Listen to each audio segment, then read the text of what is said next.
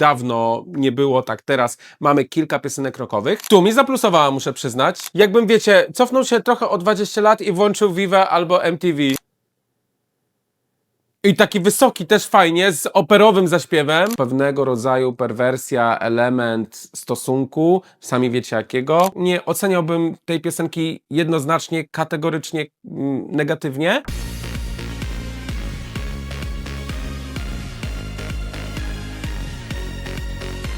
Cześć wszystkim, tu Michulec, witam was w kolejnych reakcjach na piosenki z Eurowizji 2026, a dzisiaj przychodzę do was z propozycją z Rumunii.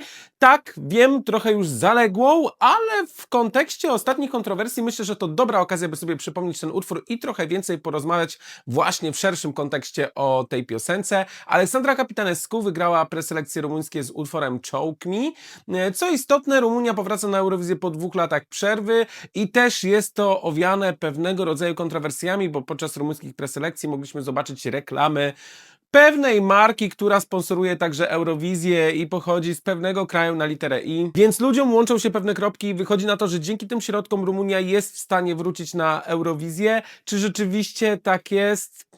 Wiele na to wskazuje, ale może to zostawmy, porozmawiajmy o piosence Rumunii na Eurowizję 2026. Ale zanim reakcję, to oczywiście przypomnę Ci o subskrybowaniu mojego kanału, byś nie przegapił lub nie przegapiła żadnych nowych wiadomości, informacji, ciekawostek związanych z Eurowizją i oczywiście, jeżeli spodobają Ci się te reakcje, zostaw łapkę w górę dla zasięgu i podbij ten film. A ja nie przedłużam, bo wstęp mamy za sobą, a zatem Rumunia, Choke Me. Tu mi zaplusowała, muszę przyznać, bo jest ostrzeżenie dla osób z epilepsją, że mogą pojawiać się jakieś migające światła. Na razie zaczyna się tak troszeczkę creepy, bo kobieta w klatce. No tylko utrwala stereotyp dotyczący tej piosenki. Tu podłączona do jakichś narzędzi tortury.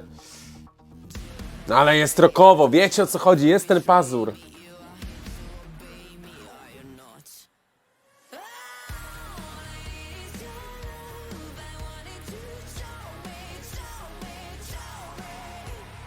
Fajnie, że to jest taka rockowa piosenka z krwi i kości, taki 100% klasyczny rock. Ale mamy kobiecy wokal i taki wysoki też fajnie, z operowym zaśpiewem. Także łączy różne style śpiewania w sumie. Bo jest bardziej rockowo, jest pop-rockowo, no i mamy te elementy opery. Ciekawie to wygląda.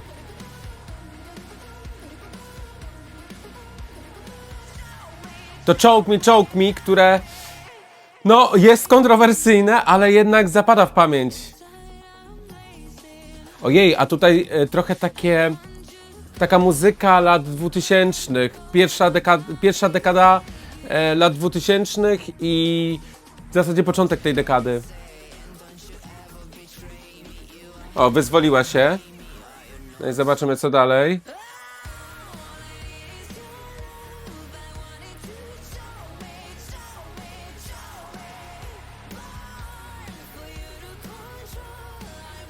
Przyjemna melodia, do której można zrobić naprawdę spektakularny staging. Ten fragment lubię.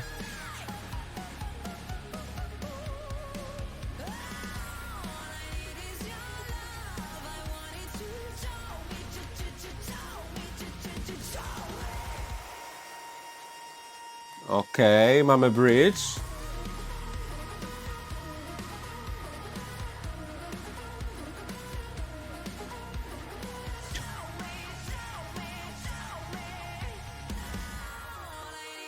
Trochę mi się kojarzy jednak z takimi no, zespołami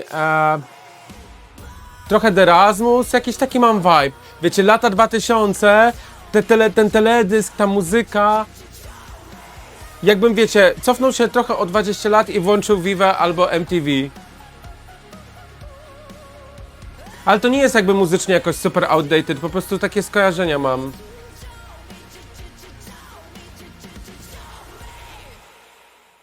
No na pewno jest mocna w przekazie i ten teledysk tylko jakby uwydatnia to, co jest w muzyce i to, co jest w tekście. Powiem szczerze, że coraz bardziej zaczyna mi się podobać ta piosenka z Rumunii. Zdecydowanie ta wersja studyjna jest dużo lepsza niż ten występ w preselekcjach, które były przede wszystkim słabo udźwiękowione, więc tam to był największy zarzut do tych preselekcji, do tego programu.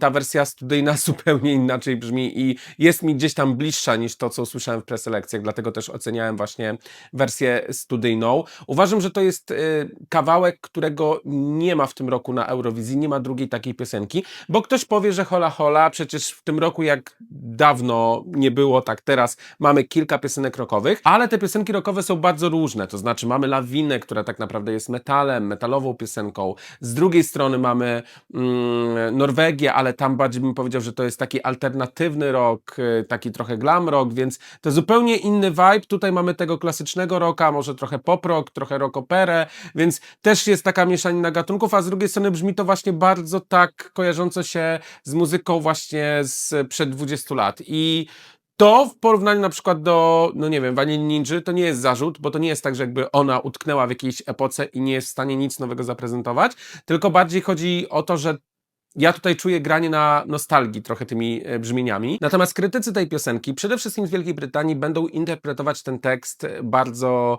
jednoznacznie, 1:1, tak jak on jest zapisany.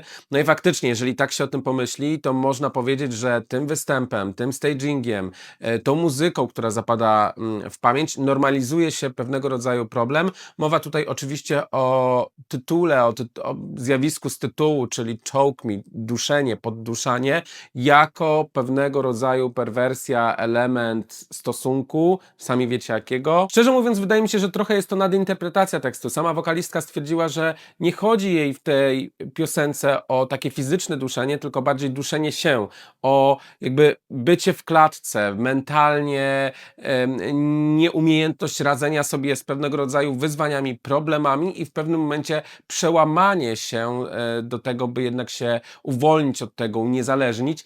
Tak więc ja na dzisiaj kupuję bardziej wersję właśnie Aleksandry, tym bardziej, że jak zestawimy muzykę z teledyskiem, wydaje mi się, że bardziej chodzi o to, żeby być takim dogłębnie rockowym, kontrowersyjnym, twardym, mocnym, że bardziej o to chodzi w tym wszystkim, a niekoniecznie o właśnie normalizację problemu, na który dzięki temu część fandomu na pewno zwróciła uwagę, więc też nie oceniałbym tej piosenki jednoznacznie, kategorycznie negatywnie. Tak jak powiedziałem w reakcji, mi się ta piosenka podoba. Nie jest to może moje top 10, chociaż powiem szczerze, że to jest jeden z tych utworów, który rośnie u mnie. Z każdym kolejnym odsłuchem mam go coraz wyżej, coraz wyżej, coraz wyżej. Może do maja uda się dobić do tej czołowej dziesiątki. Tak czy inaczej myślę, że staging też dużo zmieni, no bo wiadomo, że w rumuńskich preselekcjach nie mogła rozwinąć pewnie skrzydeł tak, jakby chciała, ale przy mocnym stagingu, gdzie będzie dużo świateł, które będą bardzo szybko migotały, zmieniały się, będzie pirotechnika, nie wiem, co ja tu sobie jeszcze mogę wyobrazić, ale oczywiście też zespół na scenie, no to myślę, że jest must, żeby zachować ten taki